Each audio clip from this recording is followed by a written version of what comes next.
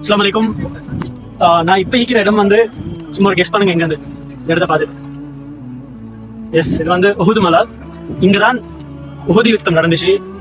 70 ஷஹீதாக்களும் ரசூலுல்லாஹ் அவங்களோட சாட்சா ஹம்சா ரலியல்லாஹு அன்ஹு, கிட்டத்தட்ட ஹிந்தான்ற ஒரு பெண் அவங்களோட ஈர கொலைய அந்த வாயால கடிச்சு துப்பினாங்க. கிட்டத்தட்ட 100க்கும் மேற்பட்ட வெட்டு அவங்களோட நெஞ்சு அப்படி குத்தி அப்படியே கீழே அப்படி பொலந்து அந்த ஈர கொலையா கடிச்சு துப்பினாங்க. பத்ர் யுத்தத்துல நடந்த அந்த கோவங்களை கொண்டு அவங்க அதை செஞ்சாங்க. சுப்ஹானல்லாஹ். அப்படி ஒரு இடம் இது. ஹம்சா ரலியல்லாஹு ஜியாரம் இங்க தான் இருக்குது. அதே மாதிரி 70 ஷஹீதாக்கள் இருக்குது. ஸோ இன்ஷா அல்லாஹ் நான் உங்களுக்கு காட்டுறேன், பாருங்க. இதுதான் பள்ளி, இந்த இடத்துல இருக்கிற உஹுத் மாஸ்க். இது வந்து உஹுத் மலை. ஸோ உஹுது யுத்தம் எப்படின்னு சொல்லி நிறைய பேருக்கு தெரியும். ஸல்லல்லாஹு அலைஹி வஸல்லம் அவங்க அழகா பிளான் பண்ணி ஜாதியா ஒரு பிளான்ல கொடுத்து அவங்க அழகா செஞ்சு கொண்டு போய் கடைசியில வெத்தக்கூடிய அந்த யுத்தம் அது. ஆனா ஸல்லல்லாஹு அலைஹி வஸல்லம் என்ன சொன்னாங்கன்னு சொன்னா, கொஞ்சம் பேருக்கு வந்து இந்த மலை, இப்ப இந்த மலை வந்து ஒரு சின்ன ஒரு இதுல இருக்குது, இதுக்கு முன்னுக்கு பெரிய மலை.